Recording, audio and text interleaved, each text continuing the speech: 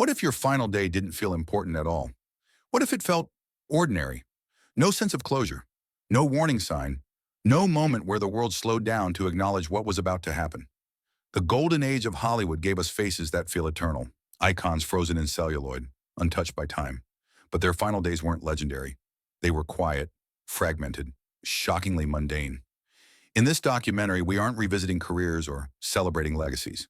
We are walking through the last 24 hours, step by step, of 7 Golden Age icons. What they did, who they spoke to, what they believed they still had time to finish. And as these final days unfold, one truth becomes impossible to ignore. History doesn't announce itself while it's happening. 1. Humphrey Bogart. By the time Humphrey Bogart woke up on August 14th, 1957, and the worst was supposedly behind him, the surgery was over. The most aggressive intervention had already taken place. Doctors had been cautiously optimistic in their assessments. Friends had been reassured that the danger had passed, and Bogart himself believed he was on the slow road back. He was thin, weakened, visibly changed, but improving. That belief shaped everything that followed. He woke in his Los Angeles home, not a hospital. The setting mattered more than anyone realized at the time. There were no monitors, no antiseptic smells, no sense of medical urgency hanging in the air. Instead, there were familiar walls, familiar light, and the quiet rhythm of a home that had sheltered him for years. Comfort replaced vigilance. Routine replaced alarm. Lauren Bacall was there, watching closely, listening carefully, must choosing her words with precision. She was quietly worried but still hopeful. Like everyone else in the room, she believed they were past the most dangerous point. The battle had been fought. What remained was recovery. Bogart spoke little that morning. When he did, his words were practical and grounded. He talked about comfort, about what food he might be able to tolerate later in the day, about resting long enough to rebuild strength. He spoke of small improvements, not distant fears. There was no language of finality, no reflection on endings, no sense that time was closing in. He did not speak like a man preparing to die. Throughout the day, visitors came and went in short intervals. Friends stopped by briefly, careful not to tire him. Conversations were subdued, respectful of his condition. Bogart remained alert, though visibly exhausted. His voice was weaker, his movements slower. He tired easily, but nothing about his condition suggested immediate danger. Cancer had already taken so much from him that decline felt gradual, almost expected. Each small change blended into the next. Weakness no longer shocked anyone. Fatigue was familiar. Pain had become part of the landscape. That illusion of continuity was dangerous.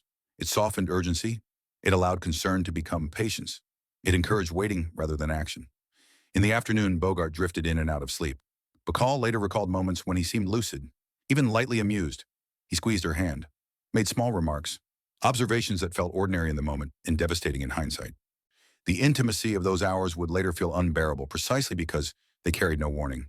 There was tenderness in the room, but no fear. As evening approached, his condition worsened, but subtly, not dramatically. His breathing grew more labored, his responses shorter. Fatigue deepened into something heavier. Still, no alarm was raised. No frantic calls were made. Nothing crossed the invisible threshold that demanded emergency intervention. He was supposed to rest. That assumption governed the night. The house grew quieter. Lights dimmed. Conversations faded. Bogart was settled with the belief that sleep was restorative, necessary, temporary. Everyone assumed morning would come with another step forward. Sometime after 2 a.m., the line between rest and unconsciousness blurred. There was no sudden collapse, no cry for help, no moment that announced itself as fatal. Just quiet. Stillness. The kind that feels temporary until it isn't. By the time it became clear something was wrong, it was already over. The transition from hope to loss happened without spectacle, without chaos, without the kind of crisis people imagine when they picture the death of a legend. There was only the slow realization that recovery had stopped being possible while everyone still believed in it. Humphrey Bogart spent his final day believing improvement was still within reach. He believed he would regain strength, that he would return, that there was more time. The world lost him while he was still planning to come back. Tutui. Judy Garland. Judy Garland's final day did not take place in Hollywood. It unfolded quietly inside a rented house in London, far from studios, sound stages, and the machinery that had shaped her life since childhood. There were no cameras, no schedules, no public obligations. By June 21st, 1969, Garland's world had narrowed dramatically, reduced by exhaustion and circumstance to small, manageable spaces. That day, her space was her bedroom. She woke late. Her body was tired in a way that sleep no longer corrected. Years of relentless touring, financial pressure, and chemical dependency had taken a cumulative toll. The fatigue was not new, it had been building for years, but it was now constant, woven into every movement. Friends later said she had seemed cautiously optimistic in the days before. She talked about upcoming performances, about plans to stabilize her life, about the possibility of something resembling balance. That optimism is difficult to reconcile with the outcome. It has become one of the most haunting aspects of her final day. Throughout the hours that followed, Garland moved slowly. She ate little, smoked, sat quietly, lay down, rose again. There were no studio schedules dictating her time, no managers hovering nearby, no rehearsals or appearances waiting to pull her outward. For someone whose entire life had been observed, monitored, photographed, recorded, her final hours were largely unwitnessed. The day passed without drama. There were no frantic phone calls, no arguments, no confrontations, no farewell messages disguised as casual remarks. Just silence punctuated by small, ordinary movements. Walking across the room, sitting down, lying back again. As evening arrived, the house remained still. That night, Garland prepared for bed herself. This detail matters. She was not unconscious, and she was not collapsing. She was not in the midst of a visible crisis. She was doing what millions of people do every night, getting ready to sleep. The routine was familiar. The actions were unremarkable.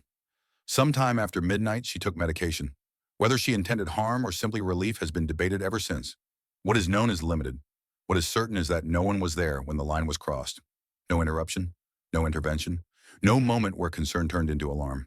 By morning, the house was quiet in a way it had never been before. The silence was final. Judy Garland spent her last day without an audience. There was no applause, no spotlight, no final performance.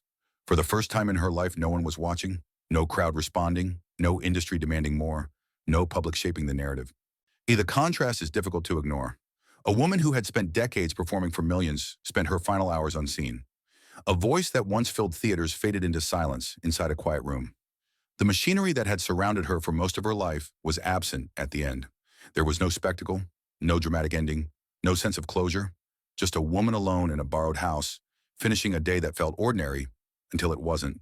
And that quiet absence of witnesses may be the most unsettling part of all. 3. James Dean. James Dean's final day began with enthusiasm. September 30th, 1955 was not meant to be tragic. It was meant to be enjoyable, almost casual. Dean was preparing for a racing event in Salinas, California, and his attention was fixed firmly on the road ahead, not on danger or consequence. And the day carried the energy of anticipation, not foreboding. Nothing about it suggested closure. He was excited about his new Porsche 550 Spider. The car represented more than transportation. It was freedom, control, speed. Dean had always been drawn to motion, to the sensation of being fully present inside a moment that demanded focus and instinct. Driving was not a risk to him. It was an expression of who he believed himself to be. Friends warned him. They cautioned him about speed, about safety, about the wisdom of trailering the car instead of driving it on public roads. The concerns were practical, even affectionate. Dean listened politely. He acknowledged them. Then he dismissed them. He did not feel reckless. He felt capable. He felt alive. That morning, he joked with mechanics. He laughed easily. He talked about racing and future competitions with the ease of someone who assumed there would be many more opportunities ahead. He spoke about what lay beyond the weekend, about months to come, about movement, about momentum. There was no melancholy in his voice, no sense of reflection. If anything, there was eagerness, the impatience of someone ready to go. He chose to drive rather than transport the car. At the time, it felt like a minor decision, a preference, an inconvenience avoided. There was no drama attached to it. In retrospect, it would become the decision everything pivoted around, but that meaning did not exist yet. As the day unfolded, Dean stopped along the way. He ate, he talked, he smiled. He interacted casually with strangers who had no idea they were sharing brief moments with someone nearing the end of his life. These encounters passed without weight, unnoticed by everyone involved. At one point, he was pulled over and ticketed for speeding. Later, that detail would be repeated endlessly, framed as irony, warning, symbol. But in the moment, it was nothing. A routine interruption, a slip of paper, an inconvenience that lasted minutes and then faded from attention. Nothing about the day felt final. The afternoon progressed. The sun began to lower. Shadows lengthened across the road. Traffic increased as other drivers returned home or passed through unfamiliar stretches of highway. The wide openness of the road narrowed. Movement became denser. The pace subtly changed. Near Tulane, California, at a rural intersection that offered no spectacle and no warning, Dean's Porsche collided with another vehicle. The impact was catastrophic. And there was no time to react. No chance to understand what was happening. No space for thought or fear. The force was overwhelming. The end was immediate. There were no final words, no final thoughts recorded, no last reflection captured for history. James Dean did not experience his final moments as an ending. There was no awareness of finality, no recognition that this was the last sensation, the last sound, the last second. The moment did not announce itself. It simply arrived. His final day was not quiet or contemplative. It was kinetic, forward-moving, uninterrupted, until it wasn't. James Dean lived his last hours in motion, believing the road continued beyond the next turn, and it ended before he ever knew it was ending. 4. Clark Gable. Clark Gable spent his final day doing exactly what he had always done, pushing forward. By November 16, 1960, the warning had already come. Days earlier, Gable had suffered a heart attack. Doctors urged rest, studio executives urged caution, friends urged him to stop, even briefly, and allow his body time to recover. The message was consistent, clear, and unmistakable. He refused. That morning, Gable was restless, irritable, frustrated by physical limitations he did not recognize as permanent. He had built his identity on endurance, control, and forward motion. The idea of being sidelined, of being treated as fragile, was intolerable to him. He hated weakness. He hated dependency. And he hated the suggestion that his body might dictate terms. He spoke about returning to work, about staying active, about resuming a routine that had defined his life for decades. To slow down in his mind was not recovery, it was surrender.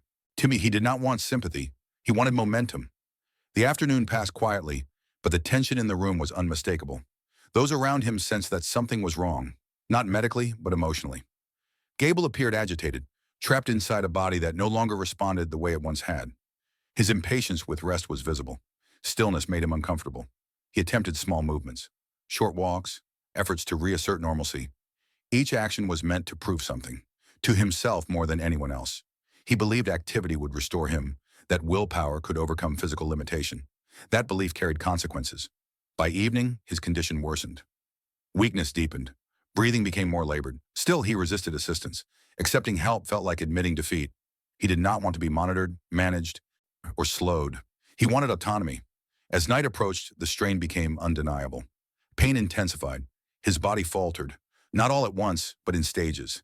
Each effort cost more than the last. The strength that had once defined him began to recede. When death finally came, it was not dramatic. There was no sudden collapse, no theatrical final moment, no audience. It was the quiet conclusion of a battle he had refused to stop fighting. Clark Gable did not go gently. He did not ease into decline. He resisted it at every step, driven by a lifetime of forward motion and an unshakable belief that slowing down meant losing himself. His final day was not marked by reflection or retreat. It was defined by resistance. Resistance to weakness, resistance to limitation, resistance to the reality that his body had reached its limit. In the end, it was not age or ambition that defeated him, but the refusal to acknowledge that even legends are bound by physical truth.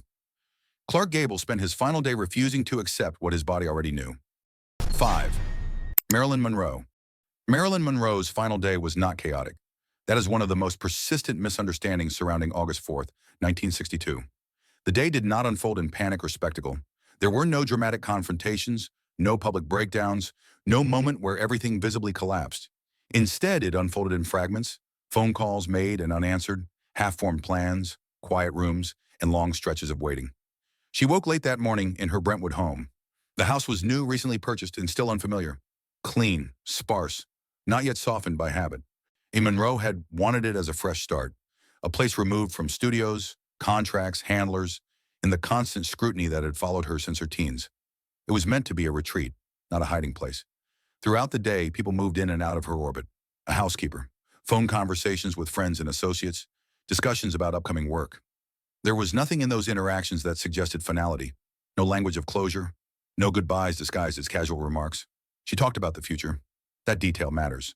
She discussed projects she hoped to pursue, personal plans, travel. There was frustration in her voice, fatigue, irritation, impatience with obstacles. But there was also intention. Marilyn Monroe was not withdrawing from life that day. She was negotiating with it, trying to regain control over a career and identity that had often been shaped by others. The afternoon passed slowly. The California heat pressed down on the house. Curtains remained drawn, dimming the rooms. Monroe rested intermittently, complaining of exhaustion, but not despair. Those around her noticed she was subdued, quieter than usual, less animated, but Marilyn had been subdued before. It was not by itself a warning sign. As evening approached, she made phone calls that would later be replayed endlessly, parsed word by word, tone by tone. Some were brief, some carried emotion, none were definitive, none sounded like farewells, none suggested that the night would end in tragedy. At one point, she retreated into her bedroom. The door was closed. What happened inside that room has been debated for decades. Official conclusions were drawn. Doubts followed almost immediately. Timelines were questioned, procedures scrutinized. The story never settled into something universally accepted. But there are facts that remain solid. No one believed that night would end the way it did. Those who spoke with her did not sense finality. Those nearby did not anticipate disaster. There was concern, yes, but concern had been present many times before and had not led to catastrophe. When worry finally escalated into alarm and the bedroom door was forced open, the day was already over. The opportunity to intervene had passed quietly without announcement. Marilyn Monroe spent her final hours surrounded by people, but unreachable. Not isolated in the way loneliness is usually imagined, but separated by walls, by closed doors, one by assumptions that tomorrow would still exist. The silence that followed her death was immediate and immense. It spread beyond the house, beyond Los Angeles, beyond Hollywood itself. And unlike many tragedies, it did not fade with explanation. It lingered, because the unanswered questions were not loud. They were quiet. They lived in gaps. Missed calls, delayed responses, ordinary decisions that only became extraordinary afterward. Marilyn Monroe's final day did not look like an ending, and that may be why it continues to echo louder than any answer ever given. 6. Natalie Wood. Natalie Wood's final day began with confidence. November 28, 1981 was never meant to carry weight. It was planned as a brief weekend escape, a pause from work, a chance to rest aboard a yacht with people she knew well. There was no sense of danger, and no sign that the day would become historic. She boarded the Splendor off the coast of California with her husband Robert Wagner and actor Christopher Walken. The setting felt familiar rather than indulgent. The boat was not large. The trip was not extravagant. It was meant to be calm. During the day, the atmosphere remained social and relaxed. They ate together. They drank. They talked. The ocean was cooperative, steady, dark blue, unthreatening. There were no warnings from the weather, no mechanical issues with the boat, no plans beyond dinner and rest. Nothing about the daylight hours suggested instability. As evening arrived, the tone subtly shifted. Alcohol continued to flow. Conversations reportedly became sharper. Tensions surfaced, though accounts differ on their intensity and meaning. Disagreements among friends were not unusual, especially in confined spaces. No one at the time believed the situation was dangerous. Importantly, the boat did not feel unsafe. There was no panic, no emergency call, no clear moment when events crossed from uncomfortable into catastrophic. That ambiguity would later become central to the case. At some point after midnight, Natalie Wood was no longer on board. What followed was confusion, then fear, then disorder. Those on the yacht realized she was missing. A search began. Time stretched unnaturally, as it often does during emergencies. The ocean offered no immediate answers. Darkness erased distance. Sound traveled unpredictably. The water revealed nothing. Hours passed. When her body was eventually found, the shock was immediate and enduring. Official explanations would emerge, then shift. Statements would be revised. The timelines would be re-examined. Witness recollections would evolve. The case would never fully settle into certainty. Over time, the investigation remained open in public consciousness, not because of spectacle, but because of absence. Absence of clarity, absence of consensus, absence of a definitive narrative that resolved every question. What remains undeniable is this. Natalie Wood did not expect her final day to end in darkness. She had plans beyond the weekend, career commitments, personal obligations, a life still in motion. Friends and colleagues would later confirm that she was engaged with the future, not retreating from it. There was no evidence that she believed the night would be her last. And yet, when the night ended, she was gone. Not in a hospital, not on a set, not in a moment the world was prepared to witness. She vanished into uncertainty, leaving behind a story that resists closure. More than 4 decades later, the questions remain not because answers were ignored, but because the truth never fully surfaced. The circumstances of Natalie Wood's final hours continue to exist in fragments, statements, reports, recollections, none of them sufficient alone. Her final day began with confidence. It ended with one of Hollywood's most enduring mysteries, and that unresolved silence is what has followed her ever since. 7. Montgomery Clift. Montgomery Clift spent his final day in silence. By July 23, 1966, there was no public crisis surrounding him, no scandal, no emergency. The turbulence that had once defined his life, on screen and off, had gradually receded into something far quieter. What remained was a man whose body had been worn down over years of strain, while his mind continued to move freely, reflect deeply, and remember with precision. That morning, Clift stayed inside his New York apartment. He lived alone. There were no visitors expected, no meetings scheduled, no obligations pulling him outward into the world. His life had narrowed, but not suddenly. It had narrowed over time, by choice as much as by circumstance. Solitude was no longer something he resisted or feared. It was something he had learned to inhabit. He spent the early hours reading. At times, music played softly in the background, not loudly enough to command attention, just enough to fill the space. He thought about films, about performances, about people he had loved, lost, or drifted away from. Some memories returned uninvited. Others were actively revisited, examined, reshaped. Friends would later say that in his final years, Clift was not depressed in the way people assumed. He was inward, reflective, more absorbed by internal landscapes than external ones. He lived largely in memory and imagination. Scenes from his past replayed often, sometimes altered slightly, sometimes left exactly as they were. He no longer tried to outrun these recollections. He observed them. The afternoon passed without incident. He ate lightly, took his medication as prescribed. There was no visible crisis, no sudden pain, no outward sign that the day differed from the one before it. No call for help, no sense of urgency. That ordinariness is what makes the day so difficult to process in retrospect. Nothing announced itself. Nothing signaled that time was about to stop. But Clift's body had been failing quietly for years. A devastating car accident in the early 1950s had left lasting damage, both physical and emotional. Chronic pain followed. Dependency followed. Long-term health complications accumulated slowly, invisibly. What the public perceived as decline was not sudden deterioration, it was accumulation. Years of strain layered one upon another until the margin for recovery simply disappeared. Though his face remained recognizable, his internal systems had absorbed decades of wear. His heart, in particular, carried a burden no one could see. By evening, fatigue overtook him. Not dramatically, not suddenly, just the familiar heaviness of exhaustion after a long, quiet day. He lay down to rest, assuming sleep would be temporary, restorative, familiar, something he would wake from as he always had. There was no indication he believed this would be the end. There were no final arrangements, no farewell messages, no last conversations, just the simple act of lying down after another quiet day. He never woke up. The official cause of death was coronary occlusion, a clinical phrase that sounds abrupt and contained, almost neat, but it does little to explain the reality. Montgomery Clift did not die suddenly in spirit. There was no dramatic collapse, no final struggle witnessed. His body simply reached the point where it could no longer support the weight of everything it had endured. There was no final performance, no closing monologue, no last revelation. He spent his final day thinking, and when sleep came, it did not release him. 7 icons, 7 final days. None of them knew the clock had started its final count. There were no speeches, no cinematic endings, no moments where fate announced itself clearly. Just meals eaten, phone calls made, doors closed, beds laid down in. The golden age sold immortality, but reality delivered something else entirely. Quiet endings that arrived without permission. What lingers isn't how they died. It's how normal their last day felt. And that may be the most unsettling truth of all.